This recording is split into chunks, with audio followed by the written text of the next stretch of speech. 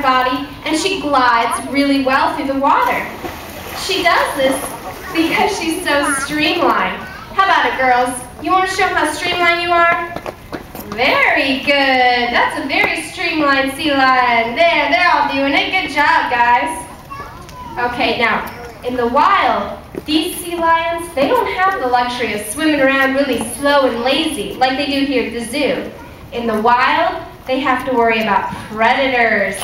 Animals like killer whales and... Chloe, what's that other predator? I always forget. Can you give me a hint there? There we go. You guys know what that is? That's right. That's a shark. We don't have any sharks here at the zoo, so we have to rely on Chloe for her shark imitation. Thank you, Chloe. That was very scary. But let's say these girls were to run into a shark.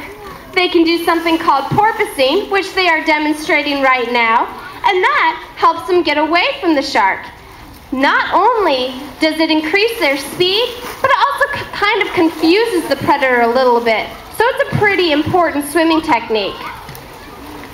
Okay, now when they have lots of room, these sea lions can get up to 20 miles an hour. That's because their flippers are so strong. Girls, you want to show how strong your flippers are?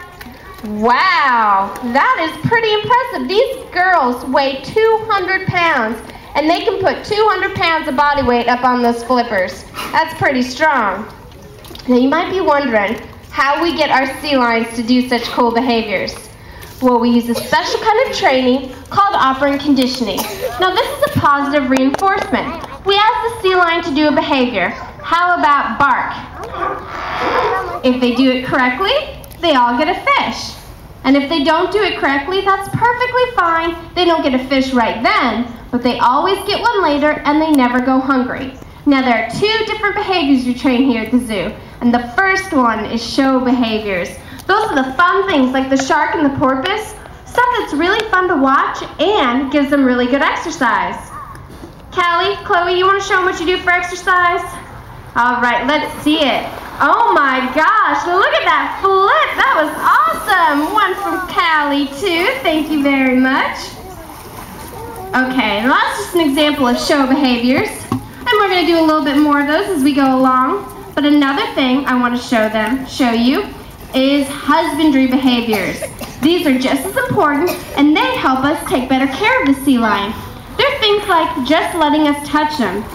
Skimmer here, she really has to trust me to let me get this close, and I have to trust her as well. You know, these sea lions trust us so much, they'll let us put drops in their eyes, they'll let us brush their teeth, they will even lay down, lay perfectly still, and let us draw blood from some blood vessels in the back of their flippers. I think it's so impressive that these guys will let us do that. You know, I bet you guys are kind of nervous when you have to go to the doctor and give blood or give a shot. Well, these guys will lay perfectly still just for one of these fishes. All right, but we know that in the wild, there is nobody standing on the California coastline with buckets of fish, tossing fish to the wild sea lions, right? No, they have to catch their fish on their own, and they have a couple advantages to be able to do so.